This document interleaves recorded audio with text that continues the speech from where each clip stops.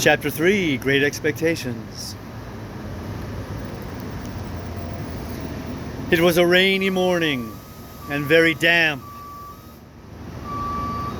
I had seen the damp lying on the outside of my little window, as if some goblin had been crying there all night and using the window for a pocket handkerchief.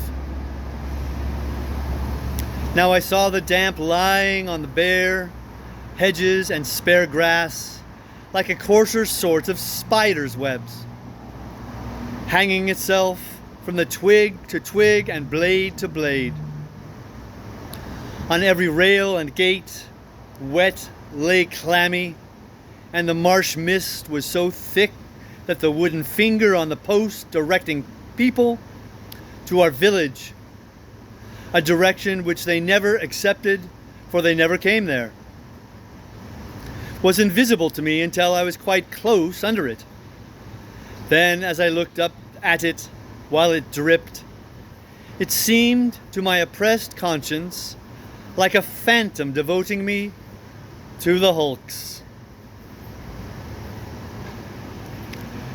The mist was heavier yet when I got out upon the marshes, so that instead of my running at everything seemed to run at me. This was very disagreeable to a guilty mind. The gales, the gates and dikes and banks came bursting at me through the mist, as if they cried as plainly as could be, "A boy with somebody else's pork pie! Stop him!" The cattle came upon me with like suddenness, staring out of their eyes and steaming out of their nostrils. "Hello, young thief!" one black ox with a white cravat on, who even had to my awakened conscience something of a clerical air, fixed me so obstinately with his eyes and moved his blunt head round in such an accusatory manner as I moved round, that I blubbered out to him, "I couldn't help it, sir. It wasn't for myself I took it." Upon which he put down his head, blew a cloud of smoke out of his nose, and vanished with a kick-up of his hind legs and a flourish of his tail. All this time I was getting on towards the river, but however fast I went, I couldn't warm my feet, to which the damp cold seemed riveted, as the iron was riveted to the leg of the man I was running to meet. I knew my way to the battery pretty straight, for I had been down there on a Sunday with Joe, and Joe, sitting on an old gun, had told me that when I was prentice to him, regularly bound, he would have such larks there. However, in the confusion of the mist, I found myself at last too far to the right, and consequently had to try back along the riverside on the bank of loose stones, above the mud and the stakes that staked the tide out, making my way along here with all dispatch.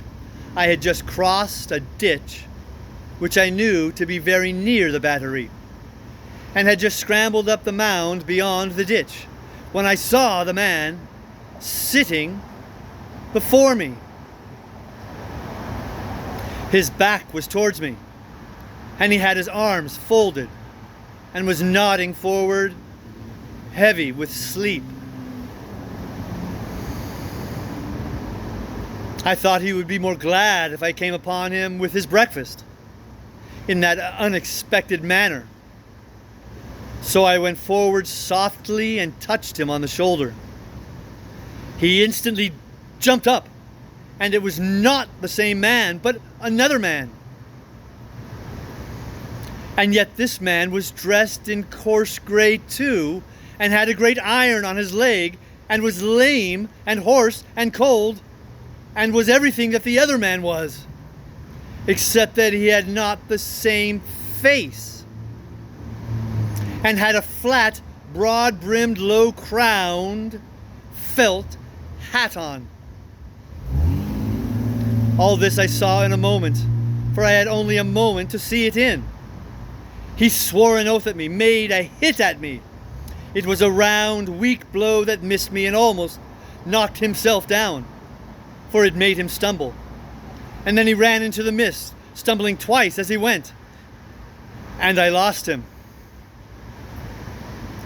It's the young man, I thought, feeling my heart shoot as I identified him. I dare say I should have felt a pain in my liver, too, if I had known where it was.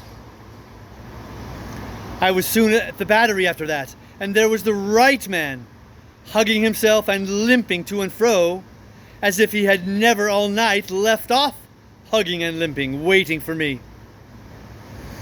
He was awfully cold, to be sure.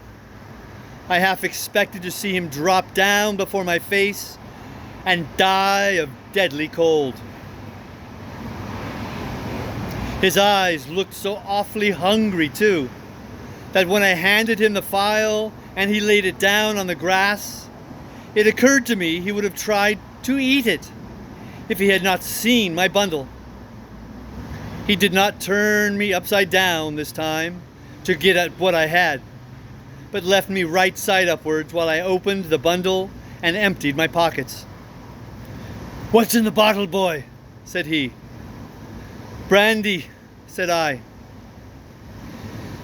He was already handing mincemeat down his throat in the most curious manner, more like a man who was putting it away somewhere in a violent hurry than a man who was eating it. But he left off to take some of the liquor. He shivered all the while so violently that it was quite as much as he could do to keep the neck of the bottle between his teeth without biting it off. "I think you have got the egg, said I. "I'm much of your opinion, boy," said he. "It's bad about here," I told him. "You've been lying out on the marshes, and they're dreadful argush, rheumatic too." "I'll eat my breakfast afore they're the death of me," said he. "I'll do that if I was going to be strung up to that there gallows, as there is over there, directly afterwards. I'll beat the shivers so far, I'll bet you."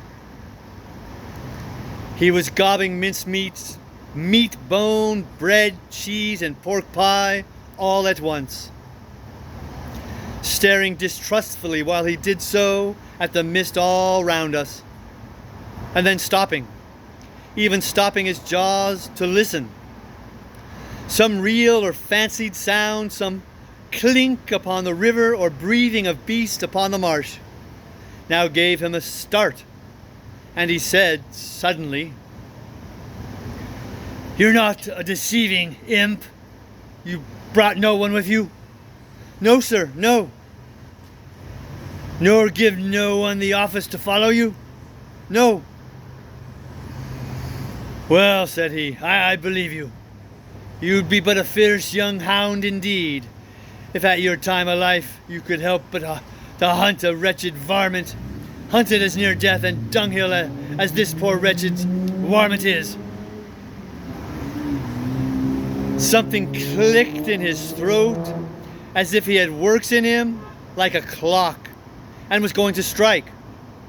And he smeared his ragged rough sleeve over his eyes, pitying his dissolution and watching him as he gradually settled down upon the pile. I made bold to say, "I am glad you enjoy it. Did you speak?" I said I was glad you enjoyed it. "Thank you, my boy, I do." He had often watched a large dog of ours eating his food. I now noticed a decided similarity between the dog's way of eating and the man's. The man took sharp, strong, sudden bites just like the dog. He swallowed, or rather snapped up, every mouthful too soon and too fast, and he looked sideways here and there while he ate, as if he thought there was danger in every direction of somebody's coming to take the pie away.